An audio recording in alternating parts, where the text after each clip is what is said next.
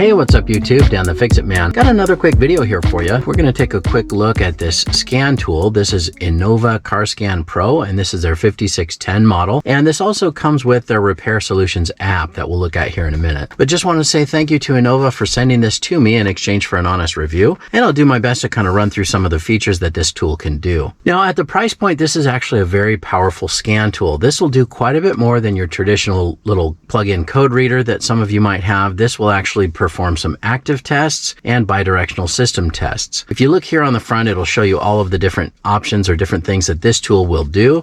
Also, if you take a look at the back, the 5610 is the model here on the far right column, and this shows you all of the different functions and systems that you can check or the features and functions that this will perform. The ABS brake codes, live data, SRS, airbag, oil light, all system network scan, battery reset, electronic parking brake, ABS, brake bleeding, caliper service. This can do all of the things listed on here, transmission temp, and the bi-directional system test and active test is primarily what this tool can do that all of the other tools cannot. Now, it does say obd-II coverage is optional, and what you need to do is buy the additional plug-in kit that they also have listed on their site. So if you have a vehicle that's older than 1996, you can purchase that kit, and that would allow you to perform many of these same functions with that obd-II plug-in kit. What you have down here is the Repair Solutions app, and this is just showing you some of the features that that app will do. That's free, included with the purchase. You can download the app, and it will connect to the scan tool via Bluetooth. But one thing that I would recommend you do first is here, go to the vehicle coverage checker. Here on the side, it's innova.com/coverage. You'll be able to enter in the model number and where you purchased it or where you plan to purchase it, along with your vehicle's information, year, make, and model, and the engine size. It will let you know specifically which of these tests you'll be able to perform. Now, every vehicle is going to be a little bit different. Now, some of those tests are somewhat blocked by each manufacturer, or they're just not as accessible. And so this universal aftermarket scan tool is not going to be able to do every single thing on here for every single make and model. But it will tell you, as far as the active tests and bi-directional system tests or special features, it will actually list which of those options are available with this tool. All right, well, let's go ahead and open it up and see what it looks like when we get it plugged in. It's got the Repair Solutions app here where you can download that.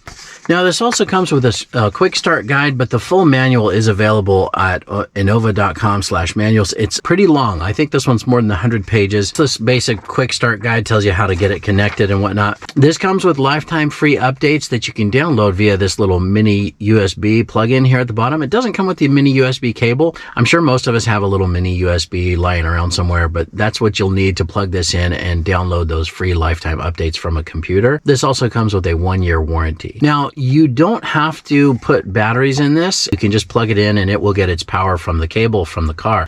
But if you want to save the information on there, and if you want to use the little light on the end of the cable, you do need to put batteries in it. So I decided to do that. Happen to have 3 AA batteries right here. All right, and then we can just plug in the data cable here to the top. It comes with a little Velcro cable strap that stays on there. All right, so we've got our batteries in and the cable connected. And then if you hit power right here, the top right button, little light comes on, the obd-II plug-in. Pretty handy because a lot of times you're reaching underneath the dash, can't really see anything, but a little light like that is handy. This is a 2016 Ford Transit. Get that plugged in and take a look here in a minute. You know, every vehicle is going to have a different OBD port, but this one's actually labeled, says OBD. Just pull this cover down, and it's nice and bright out, so that's easy to see, but you can see how handy that little LED light is. You just line that up and plug it in. So we don't have the key in here yet, and it says communication error, unable to establish connection. You do need to make sure that you put the key in and turn the ignition on without starting the vehicle. Let's just hit relink, auto link in progress.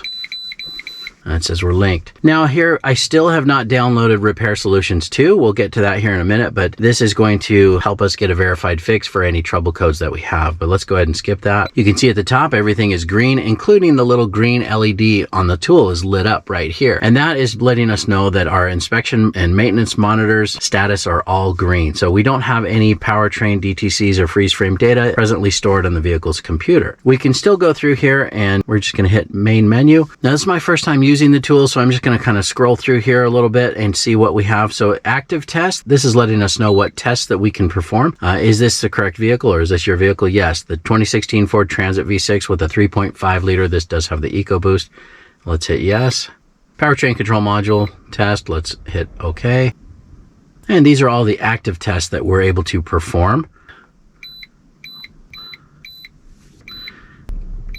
A lot of things that you can do and check on this. So let's hit back. I'm not going to do any of those active tests. Let's hit back out of here. Special functions. Let's hit and see what we have here. Special function is not supported for this vehicle. Again, that's one of the things that you'll be able to see with that coverage checker, what functions that you can do. Service reset.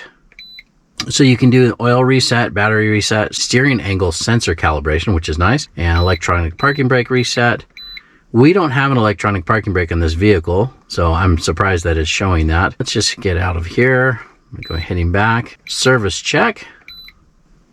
Here you go. Oil life remaining 57%.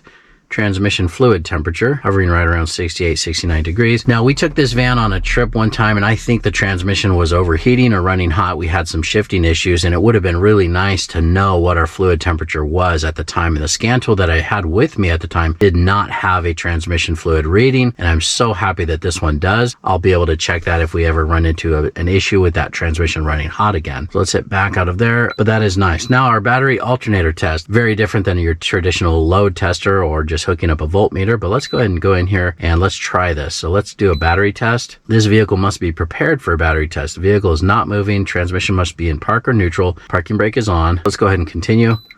Turn on the headlights. Continue. Headlights are on. And we're performing a battery test right now. Okay, turn off headlights. They're off. Start the engine one time. Battery status, good. So this is showing what we dropped to on a load test of 9.7. Let's hit back and we're going to do the alternator test. Start the engine and turn on the headlights. So let's turn on the headlights. This is showing our alternator test volts right around 14 with the engine RPM at right around 900, and increase engine speed above 2000 RPM and hold it there until the countdown reaches 0. So here's our countdown at 20. We're going to bump our RPMs just above 2000. It's doing the countdown. Headlights off and return to idle speed. Headlights are off. Alternator status is good. Oh, that's pretty awesome. Nice little function. Let's hit back. We saw all of the tests and everything we can do. Let's hit this system status button here. You know what? I'm going to turn the vehicle off. Let's go down here. We're going to hit the TPMS. We do have a TPMS light on in this vehicle. We've had it on for a long time. And here we go. So cruise control, we've got some issues here. So in the body control module, we've got our cruise control switch, incorrect component installed. We do have an intermittent issue with that cruise control button. It doesn't always respond the way it should. And it's saying that the incorrect component is installed, which is weird to me because of course that has not been changed. Let's check the next one. We also have a tire pressure sensor general signal failure, and our IPC instrument panel control module not current. Control module communication bus off. We're going to go back to the full menu here. So let's go down here to the all module scan. So you can do all module scan or module selection. We have 19 different modules in this vehicle. So PCM, ABS, RCM, ACM. Let's hit back and we're going to do an all module scan and see how long that takes. Now we know that we already have some TPMS issues, but let's see if there's anything else here.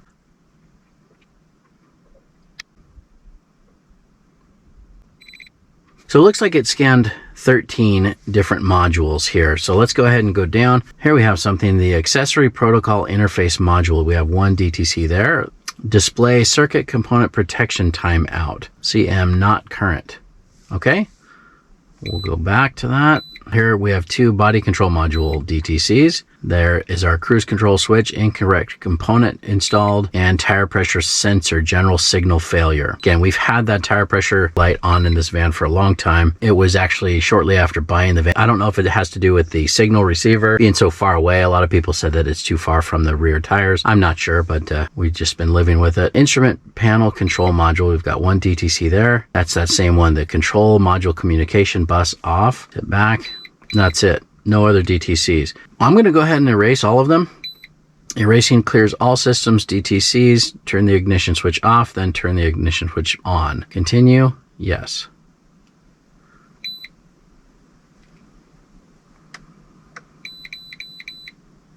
Erase was successful. We'll turn the ignition switch off and back on. Now you can see it's rescanning everything right now. Let's scroll down here again and see if we have any. Nothing. So all the DTCs are cleared. We do know that we have the TPMS issue. Let's hit that again and scan the TPMS module and see what's going on. Well, it's saying no TPMS DTCs are stored, but I'm sure that's because we haven't started up the engine and driven anywhere. I think if we have that TPMS signal issue, that's just going to continue to return. But as you can see, it's a powerful little tool. You know, it's got these little shortcut buttons, so you can just hit this right here, diagnostic trouble codes and freeze frame, or here, system status. This just gets you into your system menu. Erase will erase any DTCs that are stored, and it'll give you a little shortcut here, but we don't have any, so I think that's not lighting up. Now, if you hit the menu button, you'll go back to the main menu, and you can just see in here all of the different things that you can do. DLC locator, what's that? So we're going to select the year. Whoops, next page. There we go. So let's go down to 2016.